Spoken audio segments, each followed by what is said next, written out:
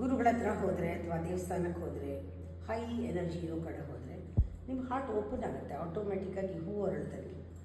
ಅದು ಓಪನ್ ಆಗಿ ಮುಚ್ಕೊಳ್ಳೋದಲ್ಲ, ಅದನ್ನು ಹಾಗೇ ಸಸ್ಟೈನ್ ಮಾಡಬೇಕು, ಅದನ್ನು ಉಳಿಸ್ಕೊಂಡು ಹೋಗಬೇಕು. ಅದು ಓಪನ್ ಆಗೇ ಇರಬೇಕು ಯಾವಾಗಲೂ. ಆಗಲೇ ನಿಮ್ಮ ಎಮೋಷನ್ಸ್ನಲ್ಲಿ ಒಂದು ಎಲಿವೇಶನ್ ಸಿಗುತ್ತೆ. ಆ ಎಲಿವೇಟೆಡ್ ಎಮೋಷನ್ಸ್ನಲ್ಲಿ ನಿಮಗೆ ಒಂದು ವಿಶೇಷವಾದ ಇಂಟ್ಯೂಷನ್ಸ್ ಬರುತ್ತೆ. ಕೆಲವು ಆ ಎಮೋಷನಲ್ಲಿ ಕೆಲವು ಇನ್ಫಾರ್ಮೇಷನ್ ಸಿಗುತ್ತೆ, ಕ್ಲೂಸ್ ಸಿಗುತ್ತೆ. ಸತ್ಯ ಮಾತಾಡ್ದಂಗೆ ನಮಗೆ ಕೇಳಿಸೋಕ್ಕೆ ಶುರು ಆಗುತ್ತೆ. ಆವಾಗ you can feel that vibration. ನಿಮ್ಮ ಸುತ್ತಾನೂ ಒಂದು ಮ್ಯಾಗ್ನೆಟಿಕ್ ಫೀಲ್ಡ್ನ ನೀವೇ ಮೆಷರಬಲ್ ಡಿಸ್ಟೆನ್ಸ್ನಲ್ಲಿ ಫೀಲ್ ಮಾಡ್ಬೋದು. ಇಷ್ಟು ದೂರ ನೀವಿದ್ದೀರಾ ಅಂತ ಅನಿಸುತ್ತೆ.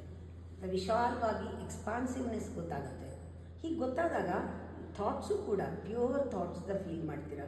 ಇಂಟೆನ್ಷನ್ ಇರುತ್ತೆ ಥಾಟ್ಗೆ, ಇಂಟೆಂಟಿವ್ ಥಾಟ್ಸ್ ಬರುತ್ತೆ. ಇದೆಲ್ಲ ಒಂದು ಕೋಆರ್ಡಿನೇಷನ್ ನಿಮ್ಮಲ್ಲಿ ಆಗ್ತಾ ಹೋಗುತ್ತೆ. ನೀವು ಬೆಳೀತಾ ಹೋಗ್ತೀರಾ. ಆಮೇಲೆ ಅದರ ಟ್ರಾನ್ಸ್ಫಾರ್ಮೇಷನ್ ಗೊತ್ತಾಗ್ತಿರುತ್ತೆ. ಇದು ನಿಜವಾದ ಸಾಧನೆ.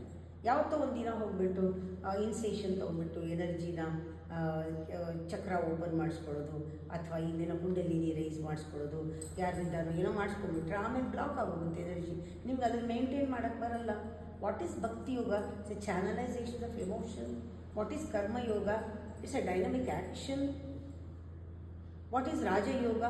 Use your psychological power to do the action, to maintain, to channel your emotion. Use your brain, use your intelligence, intuitive intelligence. ಇದೆಲ್ಲನೂ ಕೂಡ ಬರುತ್ತೆ. ಆವಾಗಲೇ ಅದನ್ನು ಜ್ಞಾನಯೋಗ ಅಂತ ಹೇಳ್ತಾರೆ. ಜ್ಞಾನ ಕಂಟೈನ್ಸ್ ಆಲ್ ದಿ ತ್ರೀ.